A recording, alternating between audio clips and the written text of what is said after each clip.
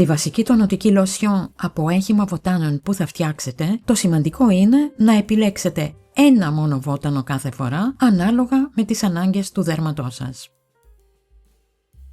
Ρίξτε 1 και 1/4 φλιτζάνι βραστό νερό σε ένα πορσελάνινο ή πύλινο δοχείο όπου έχετε βάλει το βότανο της επιλογής σας. Χρησιμοποιήστε 3 έως 4 κουταλιές της σούπας νοπό βότανο ή 1 κουταλιά της σούπας αποξηραμένο.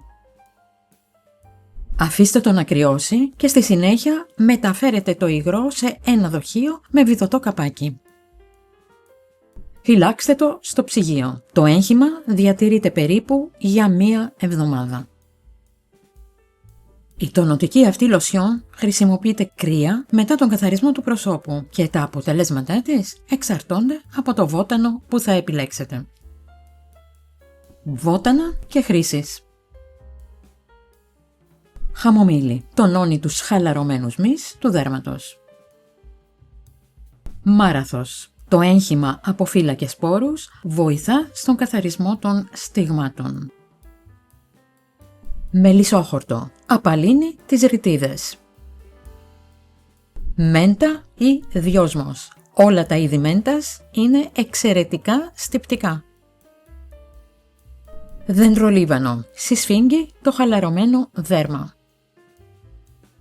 Σύμφυτο. Σε συνδυασμό με αμαμιλίδα γίνεται εξαιρετικό τονωτικό και βοηθά στην απάλυνση των ρητίδων. Θυμάρι. Ισχυρό στιπτικό που βοηθά σε περιπτώσεις ακμής. Για καλύτερο αποτέλεσμα χρησιμοποιείτε το έγχυμα τουλάχιστον 2 φορές την εβδομάδα. Η δράση του γίνεται αισθητή ήδη από την πρώτη χρήση. Στο κανάλι μας υπάρχουν αναλυτικά βίντεο για τα περισσότερα βότανα που αναφέρθηκαν και τους σχετικούς συνδέσμους θα τους βρείτε κάτω από αυτό το βίντεο στην περιγραφή. Σας προτείνω επίσης να δείτε και το βίντεο με τις οδηγίες για να φτιάξετε έγχυμα. Εν τω μεταξύ, πάρτε μια γεύση.